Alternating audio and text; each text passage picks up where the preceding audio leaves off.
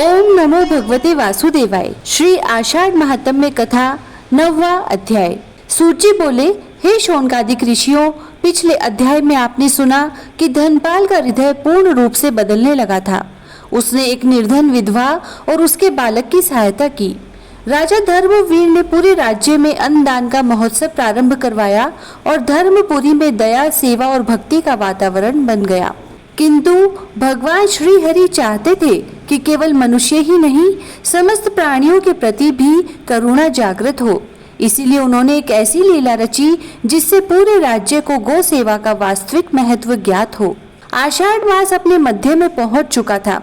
लगातार 7 दिनों तक घनघोर वर्षा हुई। पर्वतों से उतरने वाली नदी उफान पर आ गई। खेत जलमग्न हो गए, छोटे छोटे रास्ते टूट गए और कई गांवों का संपर्क धर्मपुरी से कट गया। एक सुबह राज्यसभा में एक ग्वाला घबराया हुआ पहुंचा। उसने हाथ जोड़कर कहा, महाराज, नदी के उस पार हमारी गौशाला है। बाढ़ के कारण हम वहां नहीं पहुंच पा रहे हैं। सैकड़ों गौ माताएं 3 दिनों से भूखी हैं। छोटे छोटे बछड़े अपनी माताओं के साथ फंसे हुए हैं। यदि शीघ्र सहायता न पहुंची तो उनका जीवन संकट में पड़ जाएगा। सभा में सन्नाटा छा गया।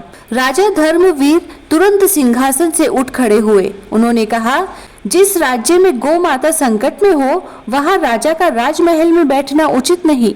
तभी धनपाल आगे आया और उसने विनम्र स्वर में कहा, महाराज, यदि अनुमति दे तो मैं भी आपके साथ चलूं।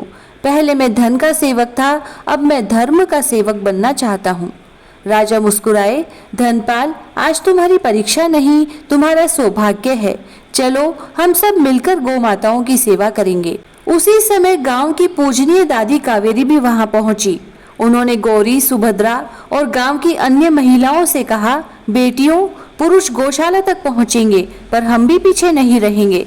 हम सब मिलकर गौ माताओं के लिए रोटियां बनाएंगे, गुड़, चारा और औषधियां तैयार करेंगे। गांव की स्त्रियां तुरंत काम में लग गई। किसी ने आटा गूंथा, किसी ने गुड़ बांधा, किसी ने सूखा चारा इकट्ठा किया।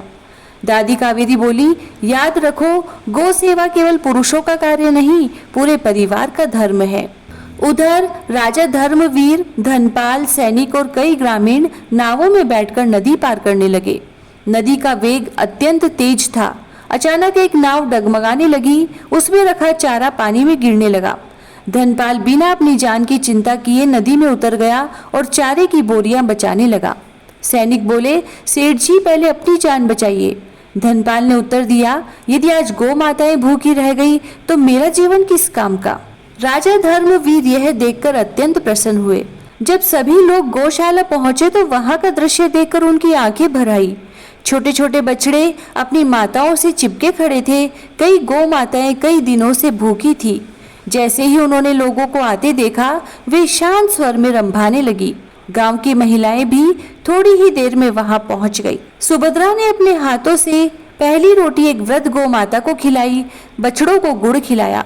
दादी कावेरी ने गौ माताओं के मस्तक पर हाथ फेरते हुए कहा, हे गौ माता, हमें आशीर्वाद दीजिए कि हमारे हृदय में सदैव दया बनी रहे। उसी समय एक बिल्कुल सफेद रंग की अत्यंत गौ वहां आई। उसके शरीर से मानो दिव्य प्रकाश निकल रहा था। वह सीधे धनपाल के पास आई और अपने मस्तक से उसके हाथ को स्पर्श करने लगी। धनपाल की आंखों से आंसू बह निकले। महर्षि जो दूर खड़े यह सब देख रहे थे बोले, वत्स, यह केवल गौ का स्नेह नहीं है, भगवान श्रीहरि तुम्हारी सेवा से प्रसन्न है। इतना कहते ही वह दिव्य गौ माता धीरे धीरे सबकी आंखों के सामने से ओझल हो गई। सभी लोग आश्चर्यचकित रह गए। राजा धर्मवीर ने हाथ जोड़कर कहा, निसंदेह यह श्रीहरि की लीला थी। तब महर्षि बोले, हे राजन, जो मनुष्य गौ, पक्षी, पशु, वृक्ष और समस्त जीवों में भगवान का अंश देखता है, वही सच्चा भक्त कहलाता है। आषाढ़ मास में गौ सेवा करने से मनुष्य के भीतर करुणा जागृत होती है और करुणा ही भगवान तक पहुंचने का सबसे सरल मार्ग है। फिर सूत जी कहते हैं, हे मुनि श्रेष्ठों, गौशाला से लौटते समय महर्षि ने देखा कि धर्मपुरी के प्राचीन विष्णु मंदिर में स्थित तुलसी का चौरा कई दिन से सूखता जा रहा है।